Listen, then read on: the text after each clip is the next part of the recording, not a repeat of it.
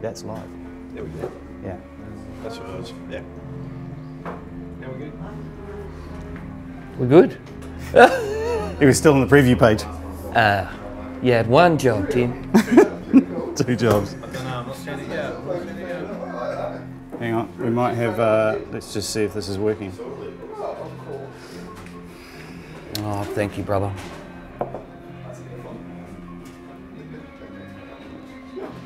The stream is, okay, the video was interrupted, the streaming was stopped.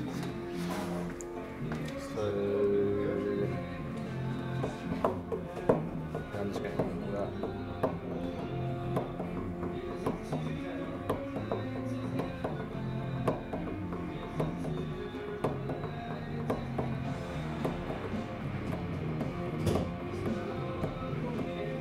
It's never easy. Do you need to hook into my Wi-Fi or something? No, it's not the Wi-Fi. It's just dealing with Wirecast and YouTube. Oh, there we go, look.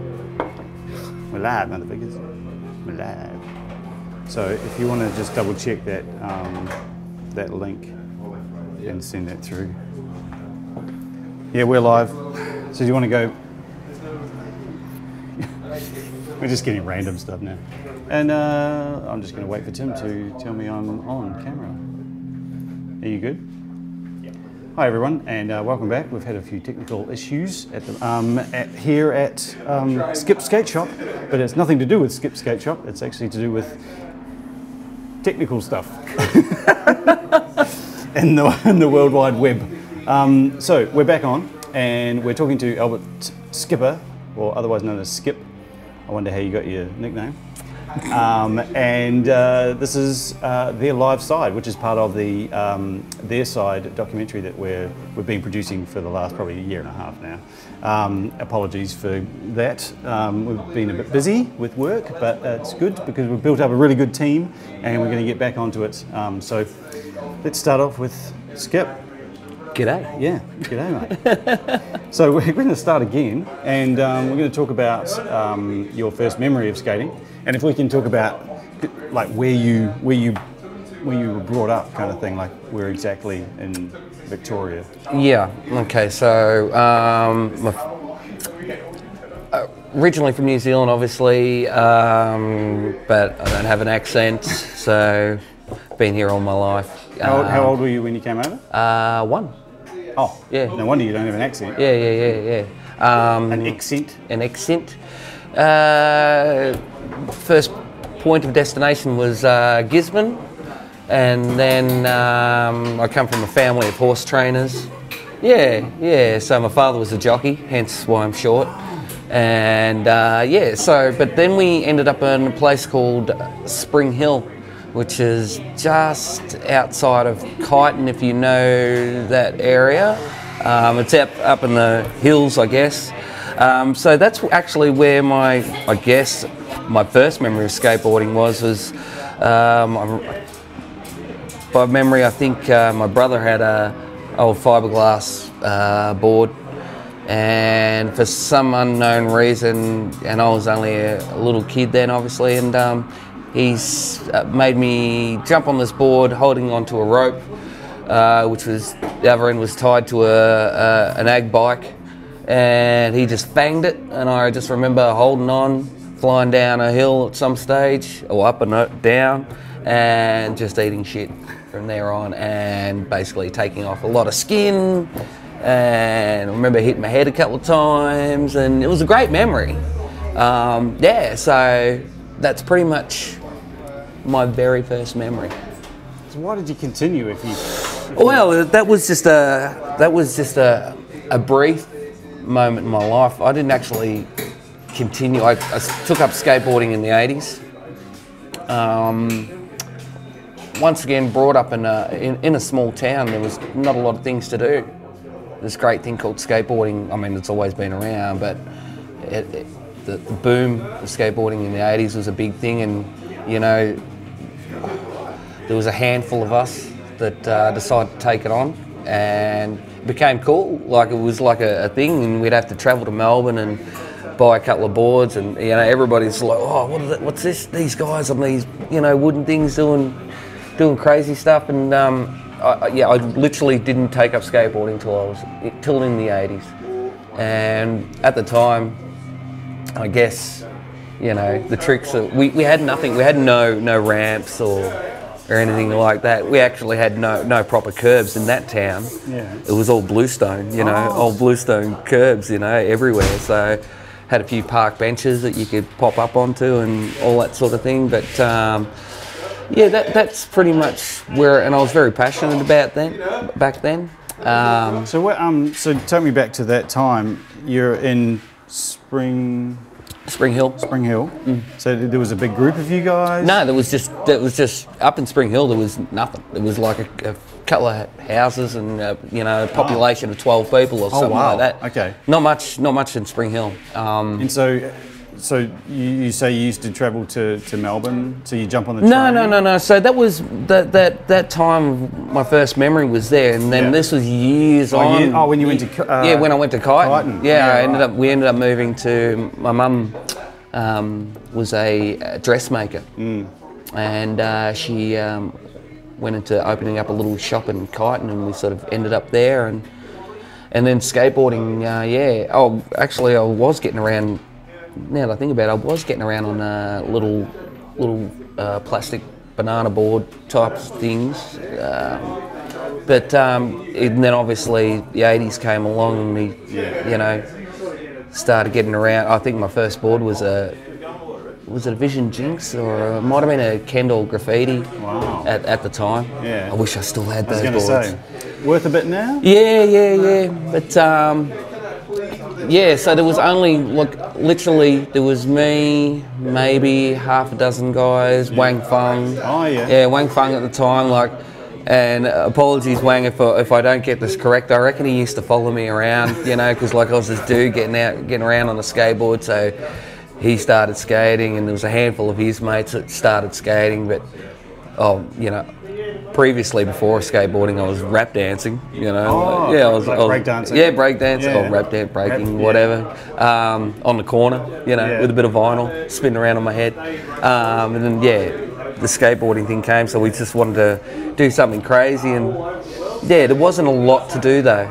You know, like I said, there was just these bluestone curbs, and, you know, all we could do was practice ollieing and all those sorts of things. No such thing as a ramp or... So what was it like going into the big smoke, like into Melbourne? To get our boards? Look, it was an amazing thing, you know, and actually, because none of us actually, it was only, I remember one mate who actually, he was the only one who could afford to get on a train to go to Melbourne, and we'd all give him money to get our boards for us, you know, but we couldn't actually get on the train. Wow. So we'd come, and he'd just pick out any boards for us, and, you know, and come back, and you go, oh, that's yours, you know. And how much were they back then? Oh, geez, you know, I don't think the price has changed much.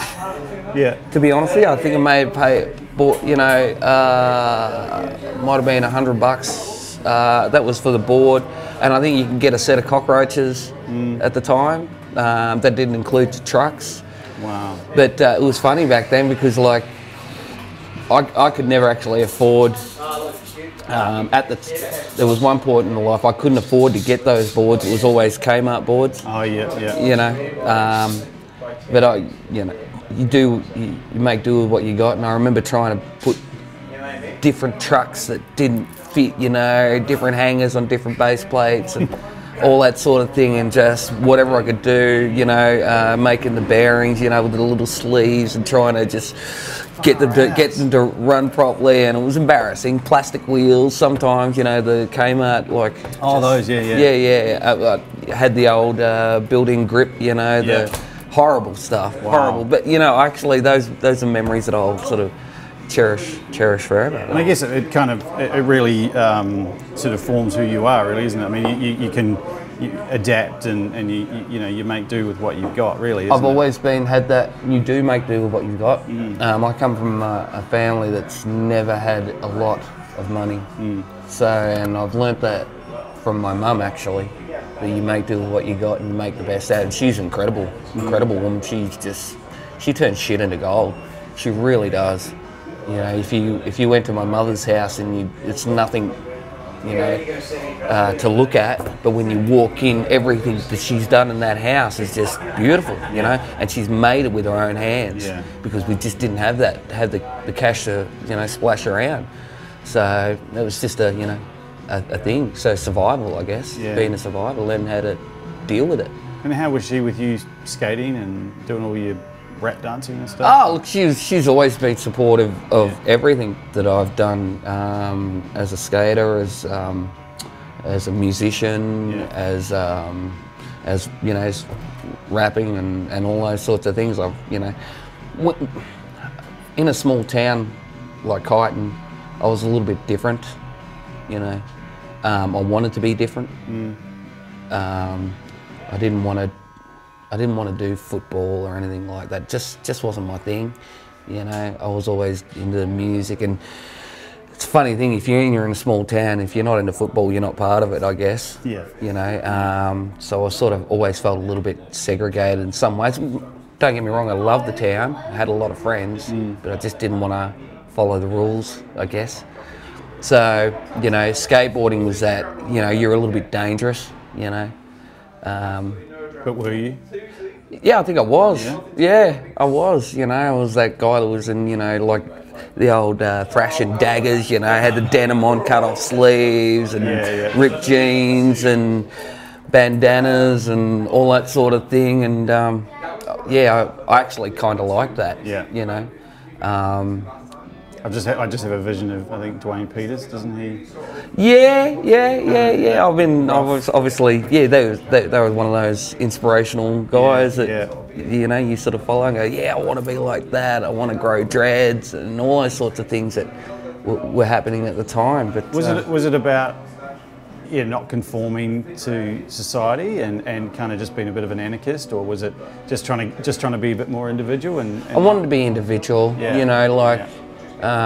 Always in trouble with the police, always. I remember getting pulled up by the police because I used to bomb a lot of hills, you know, and there was this one big hill in Kyneton, because we used to go out skating at night, like, and people still do, obviously, but it was, we head out at midnight, you know, just me and a handful of friends, and we go bomb hills, and I remember getting chased by the police after a bomb. He had the camera out, you know, speed camera.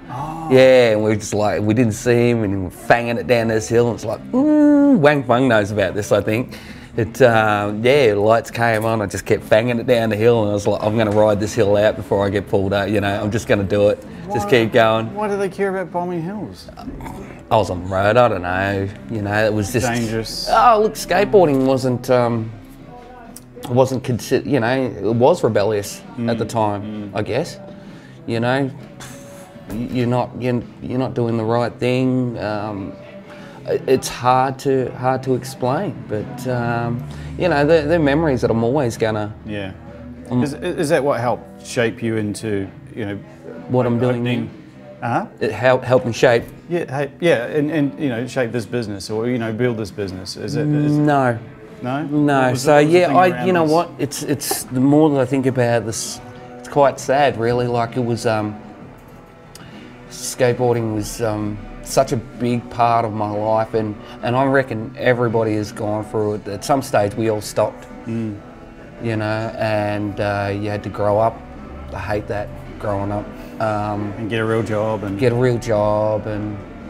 you know, and I disappeared for a little while from town because there was nothing there for me. But somewhere along the line I let skateboarding go. Right. And I fully regret that now. Because what did that do to you? Made me lose my childhood, I guess. You know, that's that thing that I, you know, was always passionate about. When I take on something, that's it. I want to give it 100%. You know, I just, what can I say? It's just in me. It's in my, you know.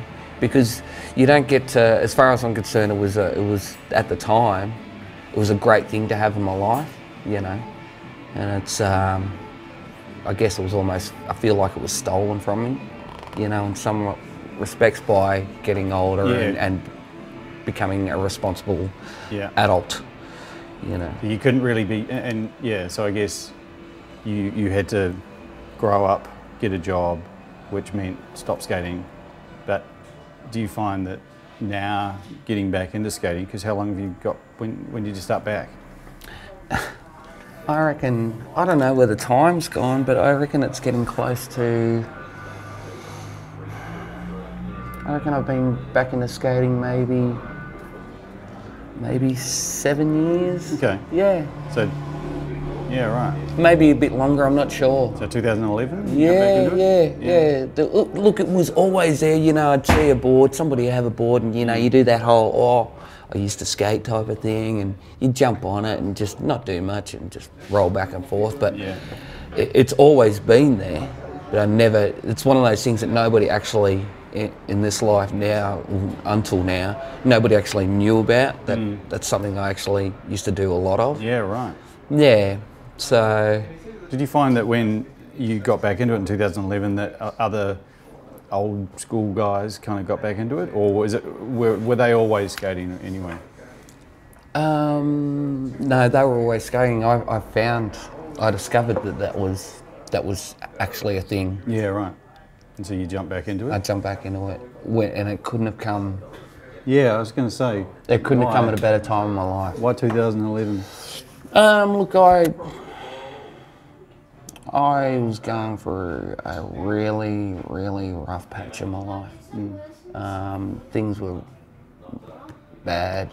As a music teacher, I guess, I was not making a living. I was trying to make a living out of music. Working with students, teaching music, doing music therapy. And I believe, and just like skateboarding, music's for everybody, and it makes you feel good. So when you become a teacher, I'm always about giving 100% of your time to a student and to make them feel better. And if I can do that, that's cool. What I found out eventually is you make no money out of it. Yeah. But because you're a teacher, you become a sponge and you soak up a lot of people's problems. When I was teaching, half the time you probably play 5 minutes of music and 25 minutes of just talking. Yeah. Because people used to come to me all the time just to tell me their problems, you know. And then we get to singing and all of it, or playing guitar or whatever, and all of a sudden they're feeling better. Yeah. But after years and years of teaching, it absolutely wrecked me, and to a point where I absolutely didn't even want to be here, you know. Wow. And people would come to me that were on their last legs, that had depression, were angry, wanted to kill themselves, all those sorts of things. And so I was sort of, guess, in some respects, the last point of hope to make them feel better. And that's all I want to do. I just want to make people smile. Yeah. You know, I just want to make people happy again, and at the same time, I was becoming unhappy. Yeah. And I noticed that as a live performer, I couldn't do it anymore. Like, I was actually sad. I'd go and, you know, play to a full house, and Is that because all your energy was spent? all my energy was spent. Yeah. You know, and that's just not me. No. You know. So you were being a therapist, basically, A therapist. for a lot of people. Yeah. And so after all of that, I found that it was affecting everything in my life. So I've come from, you know, it affected, I ended up with a broken marriage, ended up becoming an alcoholic. Right. Pretty bad. Yeah. Lost my license. Wow. Still paying for that Yeah. today. Wow. You know, and I'm happy to admit that, because there's a lot of, I can help people that are probably going through those problems now. Yeah. And having a lived experience of that. And, Trust me, awareness when you make big mistakes like that, you get a lot of time to think about where your life is heading. But how it connects to skateboarding is that skateboarding saved my life. It brought me from a very, very, very dark place Whereas, yeah, I just wanted to be 6 foot under.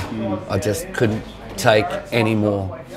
And luckily, for some, thankfully, some good friends of mine, Wang Feng was one of them, contacted me and said, oh, we should go for a skate. And I went, what? A skate? And are you for real, man? I said, you're in your 40s, you know? I think yeah. I don't know, he's not that old. Are you? And he goes, yeah. And I just went, oh, okay, maybe. He goes, I've got a board, you should try it. Yeah. Righto, let's do this. And I had nothing better to do anyway, you know. So I went and I met up with Wang at McIver Park.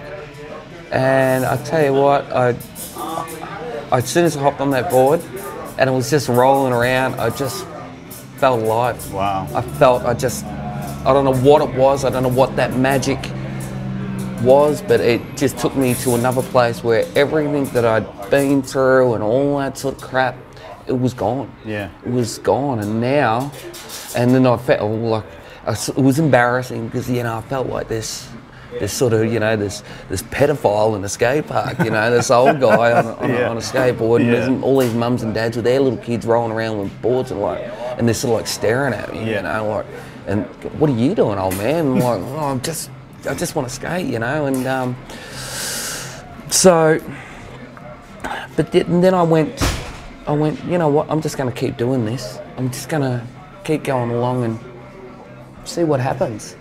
And then I noticed that I started to push myself more and more, and took a few tumbles as well. But then I just fell in love with it, and it gave me a reason to be here again. And it was the only thing. I didn't have an outlet at the time, being a teacher. Yeah. Because I was stuck in this room for years, like teaching people, and this beautiful thing, skateboarding, came back into my life, and it gave me legs. It gave me this reason to be alive, and then after that, I thought, you know, okay. Once I sort of, and it's funny because somebody pointed out to me, we were talking about this. You've got to give yourself permission. Yeah. Give yourself permission to skate or do anything that you want. And once I'd done that, everything changed. And then all of a sudden, there was this bunch of old guys that I, you know, got introduced to. You know, a handful of them. Hefty, John Eilert, Jared Dawson. You know, those guys that were skateboarding. And they sort of, you know, they became like my brothers. They just pushed me along to do better and bigger things. And then all of a sudden, I realised that, you know, I didn't know, but these old guys were everywhere. You know, they had this thing in common that was in the 80s, you know. Totally embarrassing, you know, like we're all here meeting at the park and, you know, skating, and, you know, all the younger guys were staring at us, you know, going, get off the park, whatever, you know, we just kept going. And it's been growing ever since. And I'm meeting, you know, discovering that there's people like yourselves and, you know, from all over Australia, these people that have this thing in common. I didn't feel alone anymore. I felt like there were people that were out there, you know, to look after me, you know, and people that everyone needs somebody to talk to, you know, so I needed somebody to talk to, you know, and that's what this thing has become. It's not just about the skateboarding, it's about these, you know, men have a few issues and they need people to talk to. And so, yeah, the skateboarding was just a beautiful thing that comes with it. But, you know, so whenever one of our guys is in trouble, you know, we're on the blower going, you all right, you know, is everything okay? And as you know, there's all those, you know, fundraisers for people that are, you know, down and out and that have had, you know, family issues, whatever. So it's such a beautiful thing to be part of. And you guys, especially in the Boss crew, you guys call it church, don't you? It's religion. It's my religion. Yeah, because you guys are always like, oh, we're going to go down to church. Yeah, we go to church. It's I don't go to church. I go to my own church, and that is at the skate park. Yeah. And it is everything to me now, because I believe in what it's done for me, and I've seen what it's done for other people. I've seen how it's brought people back to life.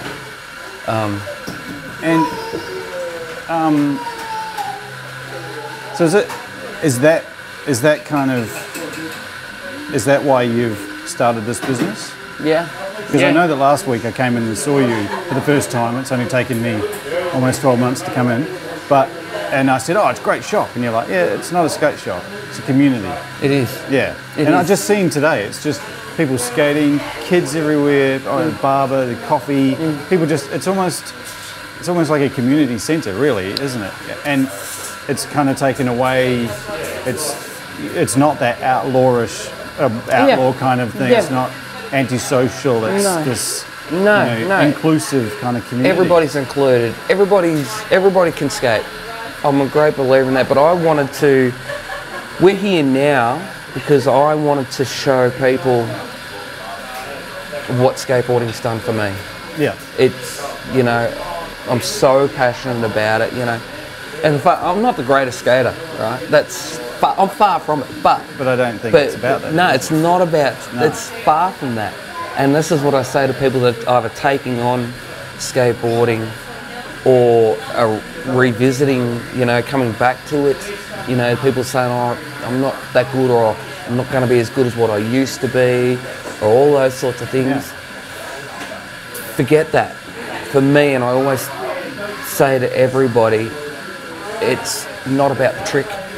It's about how it makes you feel. Yeah. Okay, totally. that's the way that I look at skateboarding. So, and trying to get that trick, isn't it? It's kind of like the work up to it. Yeah, and then exactly. You get a little bit of it, and you're like, "Oh, I've always got it." And then you come back again and again and again. Yeah, Then when you get it and you nail it beautifully, and you just go, "Oh." Yeah. But But look, I see stoke in watching somebody go from point A to point B. Yeah. One push, and I'll just be there, and like all my other friends will just be there going, "Yeah, it's rad." Yeah. That's rad, like whatever. And then when you see that smile on somebody's face, that's just gold, and and you can see that glisten in that eye, that they are hooked. Yeah. So, and that's what I wanted to give across to people, why I wanted to do this. But also because, community is everything. And I think that kind of that is you, isn't it? I mean, from your humble beginnings in a place of 12 people, and then moving to Kyneton, and then your mum, and everything that she stands for, and you and then the sort of the outlaw of you, the skating and music and the arts, basically, isn't it? And we spoke about it before, and you're a bit of a thespian as well. It's all that kind of community kind of. It's not, you're not antisocial and out to, just piss people off. But it's this whole thing, and now it's kind of come to this. It's come to this, and the beauty about it is like the area that we're in is, this is a bit of a low income area. Right. Okay. Now I've worked with a lot of kids in this area. Okay. And as far as, and there's a lot of rat bags around here. Okay. This used to be a really bad place. Yeah. A lot of ice, a lot of violence and all that sort of thing. But I love this town. I love its spirit. I love the community feel that it has. But what we needed was a place where people could come. I wanted to introduce skateboarding to people, but I wanted to show people what the culture is. Yeah. Because we're not that bad, So in saying that, it was a lot of promotion and a lot of, me going out and I guess shaking hands and holding babies, whatever, running for mayor. Yeah, that's right. But I wanted to, come in, and because we get people coming in here and they're like, "Oh, it's a skate shop," and I'll go, "Yeah, so come in and see what it's all about. Yeah. Come and talk to me." And now, because of all of that, we get so people from such a broad range of, customers that we have, from young to old, monks. Wow. Yeah, we get a lot of monks in here actually. Wow. Yeah, one of our first customers is a monk, and he's just a beautiful man. Yeah. you know, this place has been blessed by the monks. Wow, that's yeah, awesome. it was just kind of cool, you Yeah, know. it So is it brings that uniqueness. Yeah. But at the same time, you know, what I do is these kids that I was talking about, I try and keep an eye on them. You know, I don't know, like they'll walk past the shop and I go, hey, you behaving yourself? Yeah, Skip. You sure? You don't want to end up in jail, you know? Yeah. I go, no. Because trust me, I know all about that sort of stuff. You don't want to end up in jail, you know? And they go, oh, okay. So, you know, and every day I'm sort of keeping an eye on our local kids here. And is that helping you? Yeah, it is, because these kids look after me. One thing I've found out, or I've learned about here, is that people in the borough don't shit in their own backyard. Okay, so they could see that we're doing something good here. So I find that even with those kids who are a little bit rough around the edges, their parents are coming over here and thanking me. So, you know, because we get them into skateboarding, you know, let's do something positive. Skateboarding's so positive, you know. So, you know, these kids that are, you know, doing bloody, you know, breaking into shops and, you know, shoplifting and all that, I'll give them a chance. I'll give anyone a chance. Don't do the wrong thing by me, you know. So they'll come in here and, you know, do some simple things, learning how to drop in on the ramp and all that sort of thing, and they sort of walk away going, and I'll say to them, you just did something really good. And they'll go, oh. So, you know, that... Positive reinforcement. Yeah, positive reinforcement. You know, and I'm a great believer in the power of positivity. That's another reason why I'm here. This happened because I just went, this is what I'm going to do. I'm going to make this happen. And I remember that. Yeah, and I really, nothing was going to stop me. Whether that's an OCD thing, I don't know. But regardless, that was the focus, that I need to be here. We needed a skate shop for starters. Yeah, totally, yeah. But this is not just a skate shop. No. You know, we've been into many skate shops, and and me being very new, you know, 5 years to skating, I go into a skate shop even now and go, okay, I just want to look at the boards, but they're all like, right, what do you want to buy? What do you want to buy? I just want to have a look. Can I just have a look? Yeah. Whereas here, I do find this is awesome because you could walk in and just hang out. Just hang out. And that's how it used to be. Yeah. Back in the day, you could go to the skate shops in Melbourne and just hang out. Yeah, you know? And I think that's what we're hearing a lot about, you know. Yeah. From a lot of other guys. What's your what's your plans for the future? How do you see the future of? Look, I just at this point in time, we've still got a long way to go. I still want to. I feel like I still have a lot more to do helping the kids around here. I really want to push the women's movement, female skaters, and that's slowly taken off. I think it's such a rad thing. Girls that skate. It's funny, anyone that walks through the store going, hey, you want to learn how to skate, you know? And I'm talking like senior, you know, like senior. All these like nanas and grandmas, everyone say, hey, you want to skate? You know, it's not about selling. Yeah. And we have a bit of a giggle about it, go, oh, I'm too old for that. No. Because people can actually do it, and you know this. Yeah. We know that skateboarding is for everybody. There is no boundaries as far as I'm concerned. You know, in our social circles already, there's a few old boys in there that just rip it. Oh, yeah. You know, and that's so inspirational, you know. Guys like Pete Rowe and all those. Yeah. You know, watching that. Fit as. Yeah. Oh, my God. But, yeah, so as far as I'm concerned, we've just got to, at this point in time, I just want to keep pushing the boundaries, getting as many people on boards as possible because, yeah, it's that positive. Eventually, I'd love to, you know, I'm in no rush, you know.